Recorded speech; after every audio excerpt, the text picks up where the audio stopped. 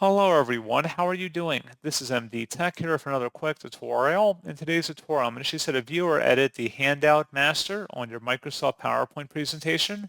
So this should hopefully be a pretty straightforward process, guys. And without further ado, let's go ahead and jump straight into it. So all you have to do is open up your presentation and then select the View tab up at the top. There should be something above Master Views that says Slide Master, Handout Master, and Notes Master.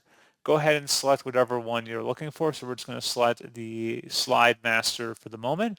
And you go ahead and make your modifications, moving them around, as well as inserting placeholders and adjusting various settings and options here too.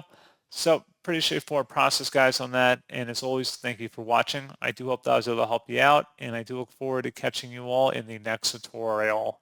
Goodbye.